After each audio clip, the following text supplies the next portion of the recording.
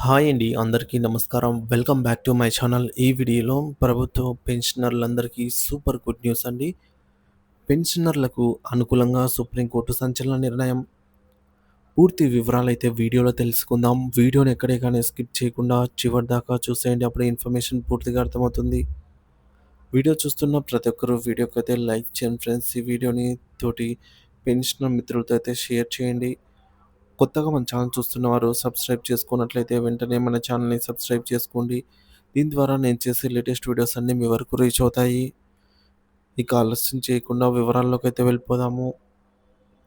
Friends, ఇక విషయానికొచ్చినట్లయితే కేంద్ర ప్రభుత్వం పెన్షన్ నిబంధనలో ఇటీవల ఆర్థిక బిల్లు ద్వారా చేసిన పెన్షన్ సవరణల నేపథ్యంలో జూలై 1, 2015న భారత సర్వోన్నత న్యాయస్థానం సివిల్ అప్పీల్ నంబర్ 1123 ఆఫ్ 2015లో ఇచ్చిన చారిత్రాత్మక మైలురాయి తీర్పును విస్మరించడం లేదా దానికి తగిన ప్రాధాన్యత ఇవ్వకపోవడం తీవ్ర ఆశ్చర్యాన్ని మరియు ఆందోళనను కలిగిస్తోంది. ఈ కీలకమైన తీర్పు పెన్షనర్ల హక్కులకు సంబంధించి అనేక ప్రాథమిక సూత్రాలను కూడా స్పష్టం చేసింది. సుప్రీంకోర్టు తీర్పు సివిల్ అప్పీల్ 1123/2015 వెలుగులోకి పెన్షనర్ల హక్కులు, ప్రస్తుత సవరణలపై ఆందోళనలు. ఇక యూనియన్ల స్పందన లేమి. విచారకరమైన విషయం ఏంటంటే Shri S R Sengupta Indian bank association (ఐబీఏకు) రాసిన ఒక సంక్షిప్త లేఖ మినహా ఇతర ప్రధాన పెన్షనర్ల సంఘాలు గానీ, ఉద్యోగ సంఘాలు గానీ ఈ తీర్పును ప్రస్తుత పోరాటంలో బలంగా ఉపయోగించుకున్న దాఖలాలు కనిపించడం లేదు.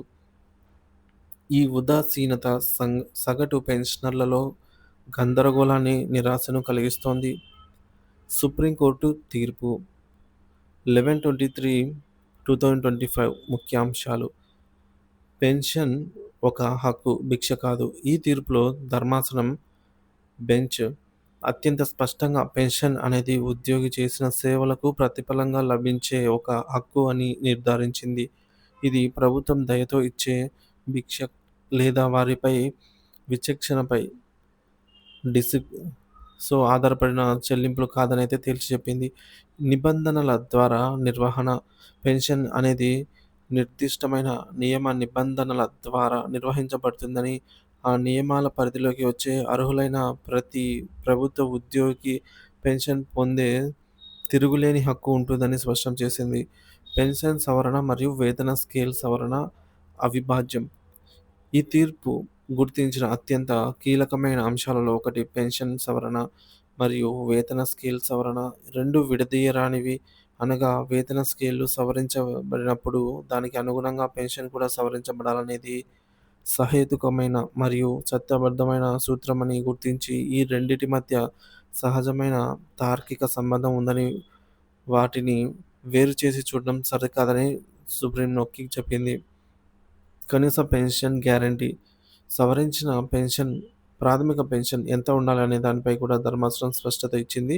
సవరించిన వేతన స్కేల్‌కు అనుగుణంగా ఉండే కనీస minimum pay in the revision స్కేల్‌లో 50% కంటే సవరించిన ప్రాథమిక పెన్షన్‌ని బట్టి ఎట్టి పరిస్థితుల్లోనూ తక్కువ ఉండకూడదని పునరుద్ఘాటించింది. ఆర్థిక భారం సాకు కాదు. పెన్షనర్లకు చట్టబద్ధంగా రావాల్సిన బకాయిలను లేదా పెన్షన్ ప్రయోజనాలను నిరాకరించడానికి ప్రభుత్వంపై ఆర్థిక భారం పడుతుంది అనే వాదనను న్యాయస్థానం అంగీకరించలేదు. ప్రభుత్వాలు తమ బాధ్యతలను నెరవేర్చాలని, అనవసరమైన వ్యాజ్యాలను ప్రోత్సహించకూడదని, పెన్షనర్లను కోర్టులకు చుట్టూ తిప్పకూడదని హితవు పలికింది. ఇకపోతే పెన్షన్ అప్‌గ్రేడేషన్‌కు కూడా హక్కే.